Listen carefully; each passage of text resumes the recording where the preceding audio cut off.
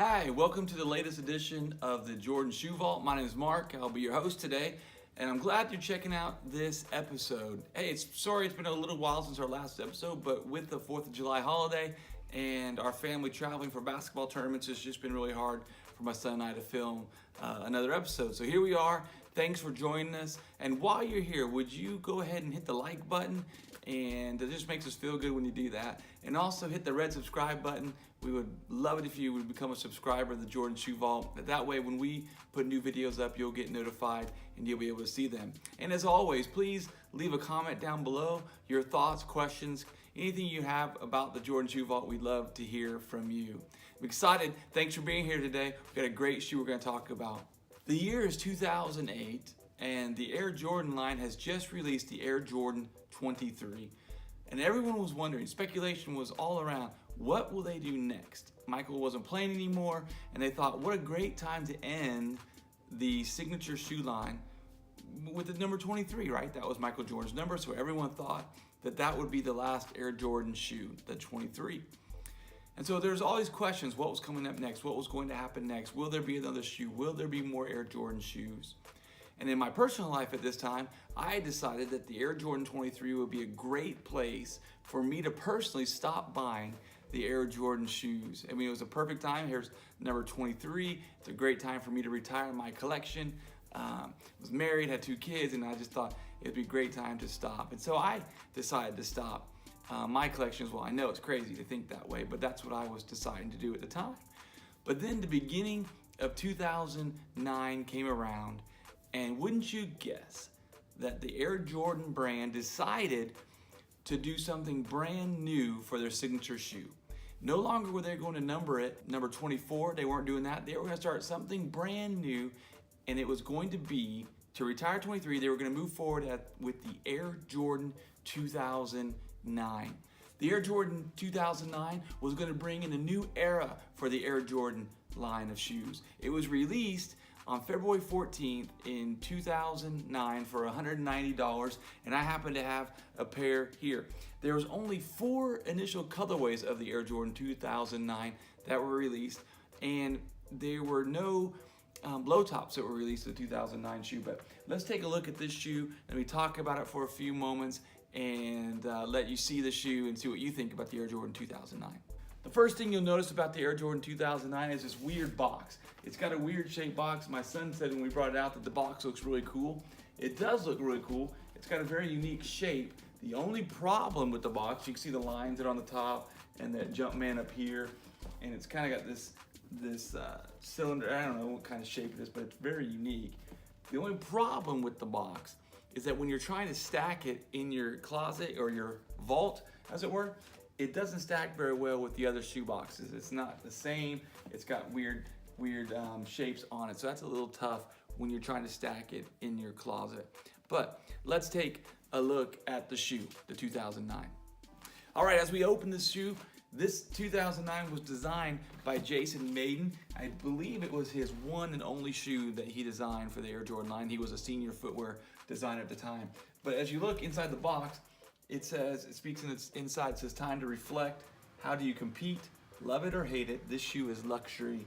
It won't defy expectations, it will redefine them. Be relentless. That was the tag for the Air Jordan 2009. So let's take a look at this shoe. Let me pull it out for you. And actually this shoe, for me, the Air Jordan 2009, I don't believe I've actually ever worn this shoe. I don't think I've ever put it on.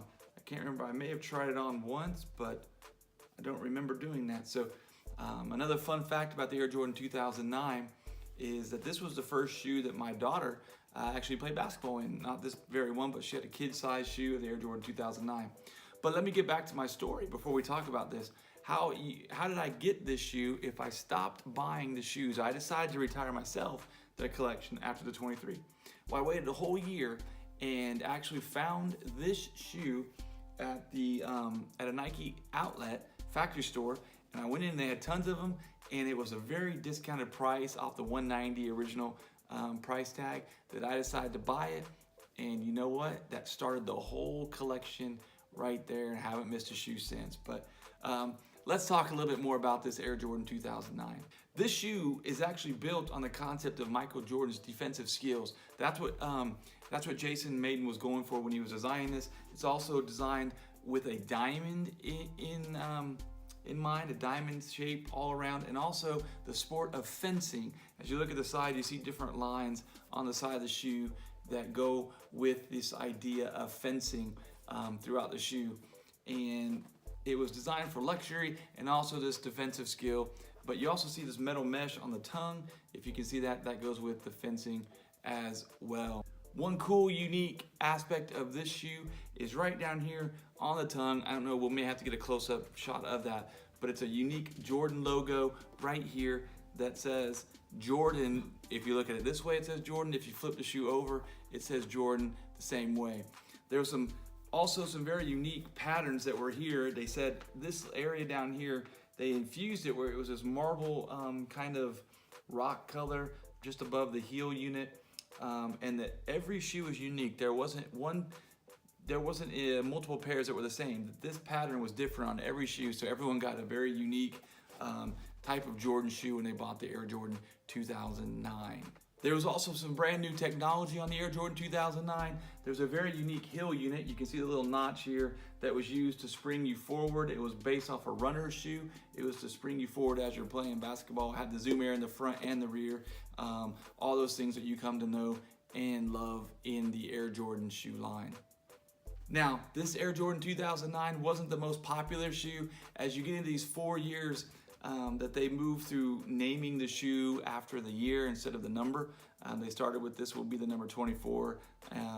It lasted for 4 years. They retired the number 23 and they went for 4 years before they jumped back into the 28. Some people don't like the shoes that came out during this period, the 2000s, starting with the 2009. There's some strong feelings both sides. You either love this shoe or you hate this shoe. But at the time, it was a very high performance basketball shoe when you were playing in it. But there were some strong opinions back and forth whether you liked it or didn't like it. The 2009 brought that out of people. I'm not sure that I would have jumped back into collecting the Air Jordan shoes had I not found the 2009 at the Nike factory store at a very discounted rate.